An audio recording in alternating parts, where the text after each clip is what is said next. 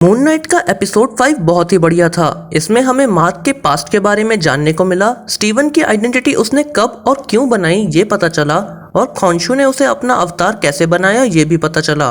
साथ ही हमें जानने को मिला कि इजिप्शियन मान्यताओं के अनुसार आफ्टर लाइफ में क्या होता है। पर इन सब के बीच एक बहुत बड़ा सवाल है कि आखिर स्टीवन की आत्मा ड्वार्फ कैसे पहुंच गई। ये सवाल अगर आपको अजीब लग रहा है तो कोई बात नहीं, क्योंकि आज हम इसी बारे में बात करेंगे। तो मैं हूं Nikhil and you are listening to some unpopular opinions. पर वीडियो शुरू करने से पहले आज का क्विज। तो आज का सवाल ये है कि मैड्रिपोर हमें सबसे पहले किस एमसीयू प्रोजेक्ट में दिखा। तो रूल्स ये हैं कि आपको अपना आंसर कमेंट बॉक्स में टाइप करना है, पर अगर आपका आंसर गलत हुआ या आपको आंसर नहीं आता तो आपको चैनल को सब्सक्राइब करना पड़ेगा। क्विज का आंसर आपको वीडियो के एंड में मिल जाएगा। चलिए आज शुरुआत करते हैं ये समझने से कि प्राचीन मिस्र में आफ्टर लाइफ को लेकर क्या मान्यताएं थी। प्राचीन मिस्र में ये माना जाता था कि डेथ से लाइफ खत्म नहीं होती है। डेथ एक टेम्पररी स्टेट है लाइफ और आफ्टर लाइफ के बीच में। वहाँ ऐसा माना जाता था कि इंसान की डेथ के बाद उसकी सोल ट्रेवल करती है ड्वार्फ से, जो कि इजिप्शियन अंडरवर्ल्ड को कहते हैं। अब ट्रेवल के सोल के पास दो तरीके होते हैं, या तो सोल अपने कॉफिन में ट्रेवल करती है या फिर एक बोट से। इजिप्ट के राजा महाराजाओं की कब्रों से अक्सर वुडन बोट्स पाई जाती हैं, जो रखी जाती थी उनके सोल के ट्रेवल को कंफर्टेबल बनाने के लिए। और एपिसोड 5 में भी हमें मार्क और स्टीवन की सोल बोट से ही ट्रेवल करती दिखी है। अब ड्वार्फ से ट्रेवल करके ये सोल्स पहुंचती हैं हॉल ऑफ मार्ट में। Mart Egyptian goddess of truth and justice का नाम है। अब यहीं पर सोल को जज किया जाता है 42 गॉड्स के सामने। इस जजमेंट के दौरान ही सोल्स के हर्ट को एक बैलेंस पर रखा जाता है, जिसके दूसरी तरफ होता है फेदर ऑफ मार्ट। ये टेस्ट एनुबिस किया करते हैं, जो इजिप्शियन गॉड ऑफ डेथ हैं। अगर सोल प्योर होती है तो स्केल्स बैलेंस हो जाते हैं और सोल को एक सेकंड इमॉर्टल लाइफ मिलती है फील्ड ऑफ रीड्स में। पर अगर सोल प्योर नहीं होती है और स्केल्स बैलेंस नहीं हो पाते तो गॉडेस एमिट हार्ट को खा जाती है और सोल डिस्ट्रॉय हो जाती है। ये सब काफी सिमिलर है उस प्रोसेस से जो हमने एपिसोड 5 में देखा। पर अब हम जरा वापस आते हैं अपने ओरिजिनल क्वेश्चन पर। मार्क को गोली लगी, वो मर गया और उसकी सोल ड्वार्फ आ गई। पर स्टीवन की सोल ड्वार्फ कैसे आई? एक्चुअली स्टीवन की सोल हो ही कैसे सकती है? स्टीवन कोई इंसान नहीं है। मार्क एक इंसान है और स्टीवन उसकी ही एक पर्सनैलिटी है। तो उसकी पर्सनैलिटी की एक अलग सोल और एक अलग हार्ट कैसे हो सकते हैं? अब इन सवालों का कोई ऑफिशियल आंसर तो नहीं है, पर हम कुछ गेस करने की कोशिश जरूर करेंगे। मार्क और स्टीवन का केस बहुत सिमिलर है ब्रूस बैनर और हल्क के केस से, जहाँ ब्रूस एक इंसान है और हल्क उसकी एक और पर्सनैलिटी। बस वो दोनों मार्क और स्टीवन की तरह एक दूसरे से बात नहीं कर सकते। अब आपको याद होगा कि अवेंजर्स एंड गेम में मिस्टर हल्क 2012 के सैंक्टम सैंक्टोरम गए थे डॉक्टर स्ट्रेंज से टाइम स्टोन लेने। पर वहां उन्हें एंशिएंट वन मिली थी, जिन्होंने एस्ट्रल पंच मार के हल्क की बॉडी से सोल को अलग कर दिया था। और उस वक्त सोल ब्रूस की थी जबकि बॉडी हल्क की। इसका मतलब एक बॉडी में मल्टीपल आइडेंटिटीज होते हुए भी सोल सिर्फ एक ही रहती है।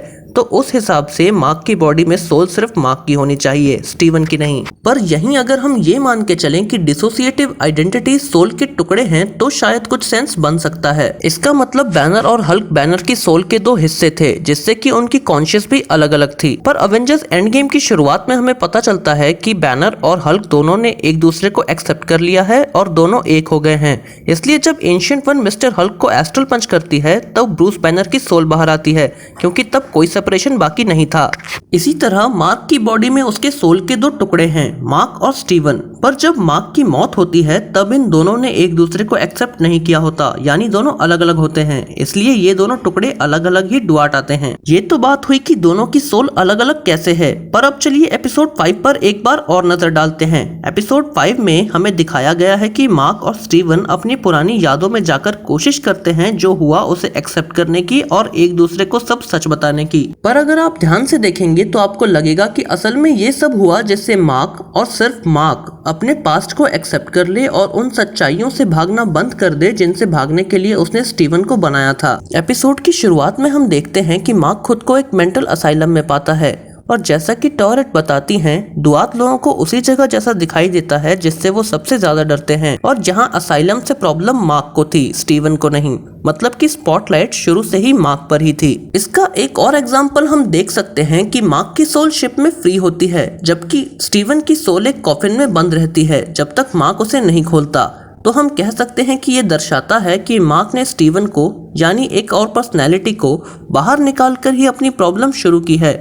अगर ये ऑल्टरनेट पर्सनैलिटी ना होती तो ये डुअल लाइफ की प्रॉब्लम भी ना होती। फिर इसके बाद मार्क और स्टीवन अपनी जिंदगी की पुरानी यादों को देखने के लिए निकल पड़ते हैं और जहां हम मेनली वही यादें देखते हैं जिन्हें मार्क एक्सेप्ट नहीं करना चाहता था। इन यादों से भागने के लिए ही मार्क ने स्टीवन की आइडेंटिटी बनाई जिसके पास कोई बुरी यादें नहीं हैं और एक नॉर्मल हैप्पी लाइफ है, मतलब थी। ओवरऑल देखा जाए तो इस सब का मकसद यही था कि मार्क अपने पास्ट को एक्सेप्ट कर ले जिससे कि स्टीवन की कोई जरूरत ही ना रह जाए। और इसलिए एपिसोड एंड होते होते स्टीवन भी मार्क से कह देता है कि उसके पास्ट में जो भी हुआ उसमें उसकी कोई गलती नहीं थी और उसे अपने पास्ट को एक्सेप्ट कर लेना चाहिए। फिर स्टीवन के द्वात में गिर के खत्म होते ही मार्क की सोल कंप्लीट हो जाती है और स्केल्स बैलेंस हो जाते हैं जिससे वो फील्ड ऑफ रीड्स में पहुंच जाता है। स्केल्स पहले शायद इसलिए बैलेंस नहीं हो रहे थे क्योंकि मार्क अपनी जिंदगी से भागना चाह रहा था और स्टीवन का होना ही इस बात का सबूत है।